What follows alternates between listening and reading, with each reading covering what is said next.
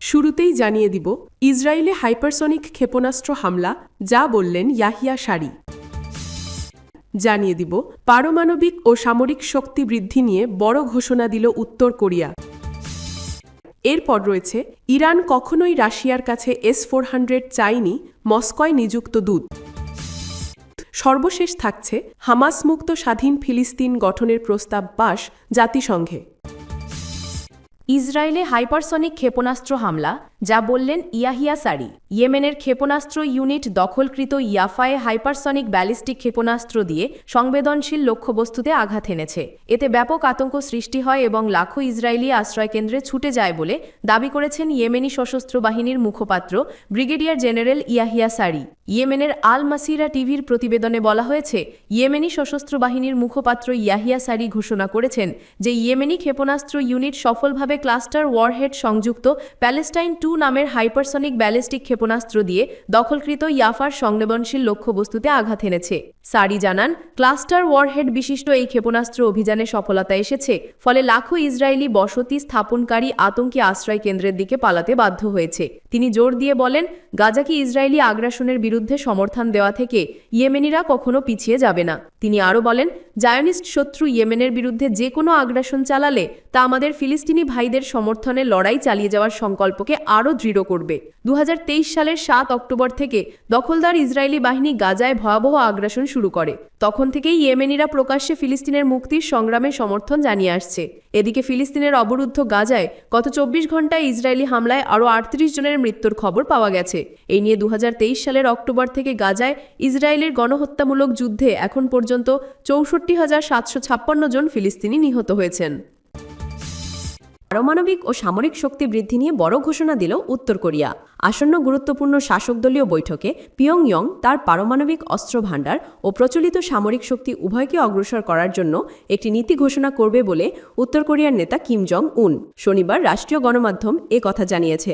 এই নীতি ঘোষণার মাধ্যমে উত্তর কোরিয়া তার পারমাণবিক শক্তিকে আরও সম্প্রসারিত করতে চায়, খবর সিউল থেকে বার্তা সংস্থা AFP খবর জানায়। প্রতিবেদনে বলা হয়েছে, 2019 সালে যুক্তরাষ্ট্রের সঙ্গে একটি ব্যর্থ শীর্ষ সম্মেলনের পর থেকে উত্তর কোরিয়া বারবার বলেছে যে তারা কখনোই তার পারমাণবিক অস্ত্র ত্যাগ করবে না। তারা নিজেকে একটি অপরিবর্তনীয় পারমাণবিক রাষ্ট্র ঘোষণা করেছে। রাষ্ট্র পরিচালিত Korean central news agency KCNA অনুসারে কিম জং উন অস্ত্র গবেষণা কেন্দ্র পরিদর্শনের সময় বলেন যে পিয়ংইয়ং একযোগে পারমাণবিক ও প্রচলিত সশস্ত্র বাহিনী গঠনকে এগিয়ে নেওয়ার নীতি অনুসরণ করবে। কিম দলীয় সভার তারিখ নির্দিষ্ট না করেই দেশের প্রচলিত সশস্ত্র বাহিনীকে আধুনিকীকরণ করার প্রয়োজনীয়তার উপরও জোর দিয়েছেন। ইউক্রেনের যুদ্ধের ফলে উত্তর কোরিয়ার নেতা আরও সাহসী হয়েছেন।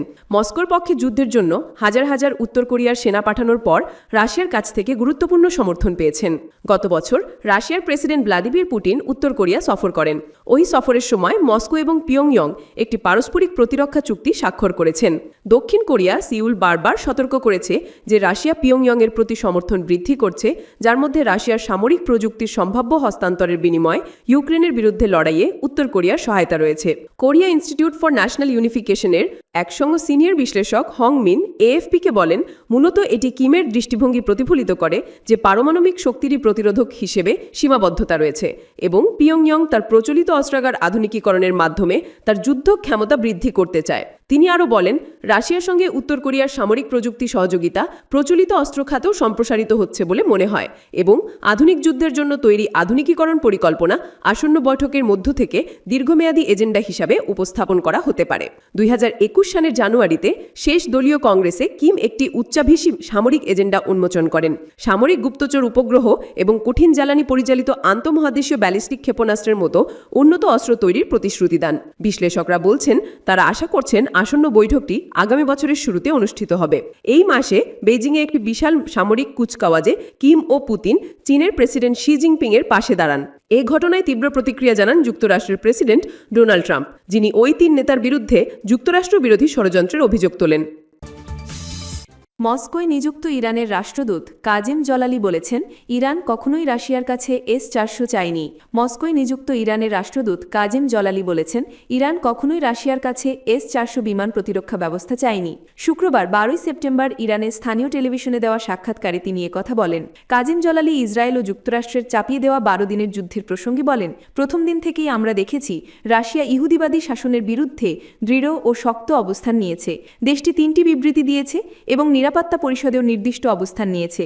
তিনি বলেন, যুদ্ধের প্রথম দিনেই প্রেসিডেন্ট পেজেশকিয়ানকে ফোন আলাপের অনুরোধ জানানো হয় এবং দ্বিতীয় দিনে পররাষ্ট্রমন্ত্রী আরাগোচি এবং পররাষ্ট্রমন্ত্রী লাভরোভের মধ্যে ফোন আলাপ হয়। তিনি আরও বলেন, যুদ্ধ শেষ হওয়ার একদিন পর আরাগোচি মস্কোয় গিয়ে প্রেসিডেন্ট পুতিনের সঙ্গে সাক্ষাৎ করেন। মিস্টার আলী লারিজানি এবং প্রতিরক্ষামন্ত্রীও মস্কো সফর করেন। জলালি বলেন, এই 12 দিনের যুদ্ধে আমাদের জনগণ স্পষ্ট দেখেছে যুক্তরাষ্ট্র, ইসরায়েল ও পশ্চিমারা কিভাবে ইরানি জাতির বিরুদ্ধে সরকার পতনের উদ্দেশ্যে চাপিয়ে দেওয়া যুদ্ধ চালিয়েছে। রাশিয়ার কাছ থেকে S-400 প্রতিরক্ষা ব্যবস্থা কেনার বিষয়ে আলোচনার প্রসঙ্গ টেনে ইরানি রাষ্ট্রদূত বলেন, কেউ যেন প্রমাণ দেখায় যে ইসলামী প্রজাতন্ত্র ইরান রাশিয়ার কাছে S-400 কেনার অনুরোধ জানিয়েছে।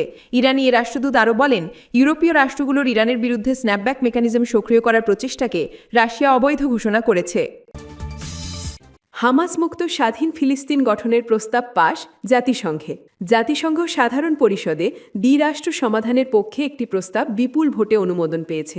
ইসরায়েল এই ঘোষণা প্রত্যাখ্যান করলেও জাতিসংঘ তা কার্যকর রাখতে অনড় রয়েছে। তবে ফলাফলে সন্তোষ প্রকাশ করেছে হামাস। খবর রয়টার্সের। শুক্রবার 12 সেপ্টেম্বর যুক্তরাষ্ট্রের নিউ ইয়র্ক শহরে জাতিসংঘের সদর দপ্তরে এ ভোটাভুটি হয়। প্রস্তাবের পক্ষে ভোট দিয়েছে সাধারণ পরিষদের 142টি দেশ, বিপক্ষে ভোট দিয়েছে মাত্র 10টি দেশ। তাদের মধ্যে ইসরায়েলের ঘনিষ্ঠ মিত্র যুক্তরাষ্ট্র রয়েছে। ভোটদানে বিরত ছিল 12টি দেশ। সাধারণ পরিষদে প্রস্তাবটি উত্থাপন করেছিল ফ্রান্স ও সৌদি আরব। এই প্রস্তাবকে নিউ ইয়র্ক ঘোষণা বলা হচ্ছে। ঘোষণায় স্পষ্টভাবে উল্লেখ করা হয়েছে 2023 সালের 7 অক্টোবরের হামাসের হামলা যেমন নিন্দনীয়, তেমনি গাজায় ইসরায়েলের নির্বিচার বোমাবর্ষণ, অবরোধ ও অনাহারও অমানবিক। এতে সৃষ্ট ভয়াবহ মানবিক বিপর্যয় তুলে ধরে তা বন্ধের আহ্বান জানানো হয়। পাশাপাশি দ্বিরাষ্ট্র সমাধানের জন্য সুনির্দিষ্ট সময়সীমা সাপেক্ষ পদক্ষেপ গ্রহণের আহ্বান জানানো হয়। ইসরায়েলের প্রধানমন্ত্রী বেনিয়ামিন নেতানিয়াহু আগের দিনই ঘোষণা দেন যে ফিলিস্তিন কখনো স্বাধীন রাষ্ট্র হবে না। জাতিসংঘের ঘোষণা প্রত্যাখ্যান করে তেল আবিব। শুক্রবার ভোটের পর ইসরায়েলি পররাষ্ট্র মন্ত্রণালয়ের মুখপাত্র ওরেন মারমোরস্টেন বলেন, ঘোষণায় হামাসকে সন্ত্রাসী সংগঠন হিসেবে উল্লেখ না করায় প্রমাণ করে যে সাধারণ পরিষদ বাস্তবতা থেকে বিচ্ছিন্ন এক রাজনৈতিক সার্কাসে পরিণত হয়েছে।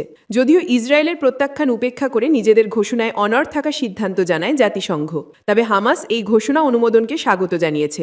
তারা এটিকে দ্বিরাষ্ট্র সমাধানের পথে একটি গুরুত্বপূর্ণ পদক্ষেপ হিসেবে দেখছে। ভোটের ফলাফলের প্রেক্ষিতে 22 সেপ্টেম্বর উচ্চ পর্যায়ে সাধারণ পরিষদ বৈঠকে কিছু দেশ আনুষ্ঠানিকভাবে ফিলিস্তিন রাষ্ট্রকে স্বীকৃতি দিতে পারে বলেও জানায় গণমাধ্যম।